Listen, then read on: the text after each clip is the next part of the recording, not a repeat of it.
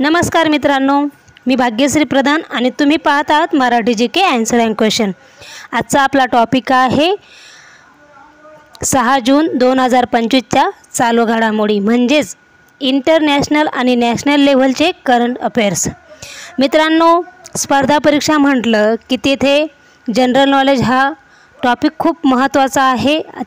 त्या आधारावर स्पर्धा परीक्षांच्या प्रत्येक परीक्षांमध्ये 15 ते 20 प्रश्न हे जनरल नॉलेजवर येत असतात। त्याच अनुषंगाने मी हे यूट्यूब चॅनल तुमच्या सर्वांसाठी घेऊन आले आहेत।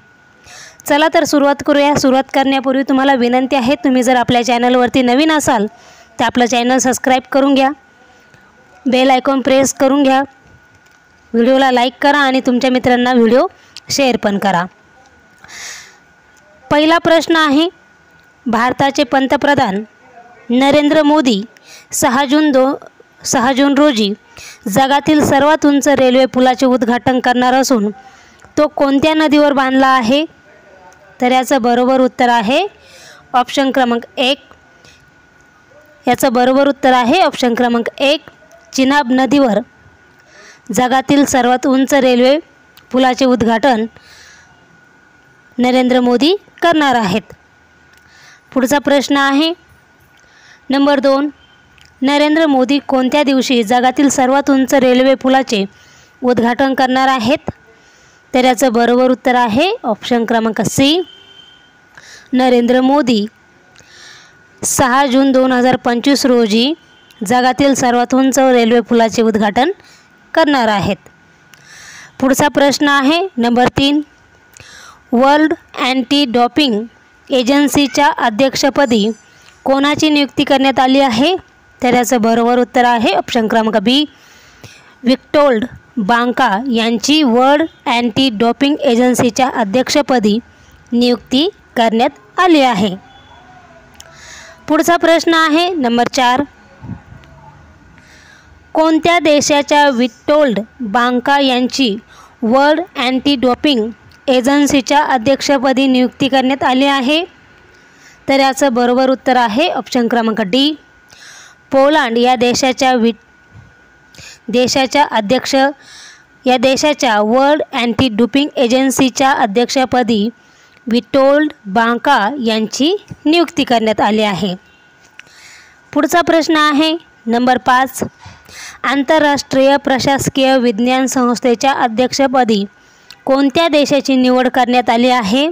तर याचं बरोबर उत्तर आहे ऑप्शन क्रमांक सी, भारत या देशाची आंतरराष्ट्रीय प्रशासकीय विज्ञान संस्थेच्या अध्यक्षपदी निवड करण्यात आली आहेत।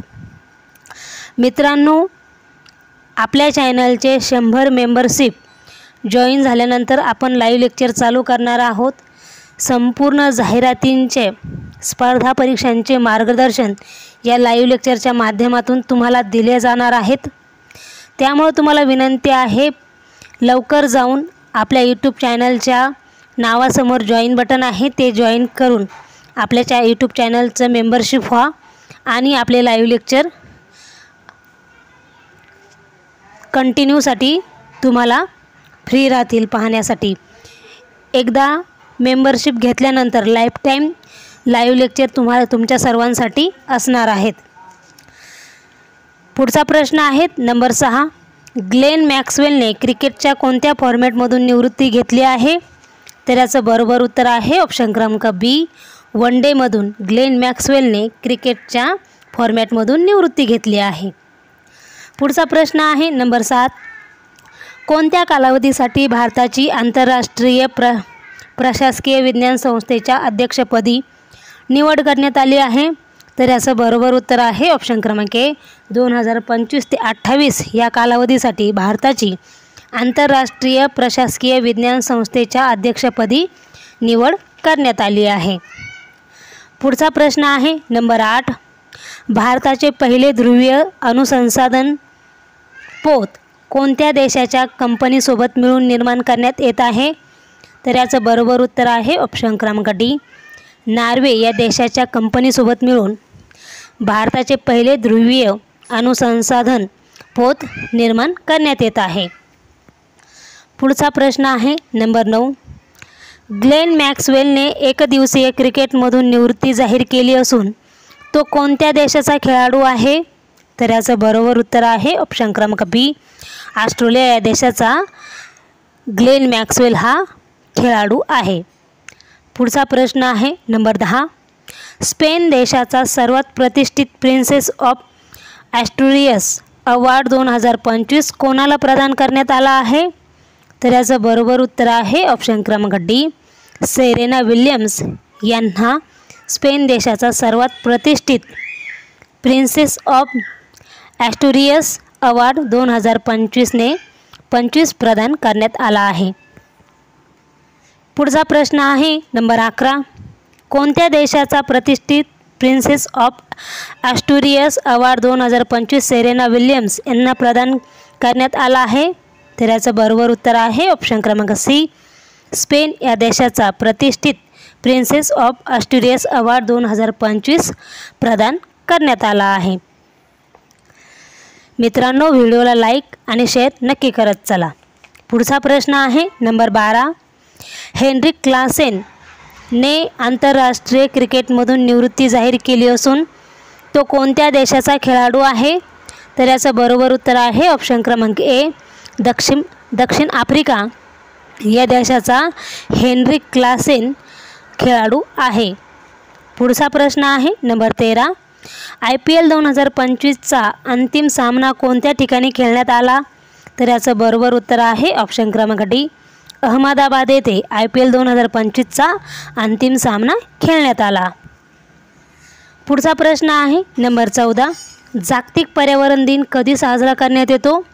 तर याचं बरोबर उत्तर आहे ऑप्शन क्रमांक बी, 5 जून रोजी जागतिक पर्यावरण दिन साजरी करण्यात येतो.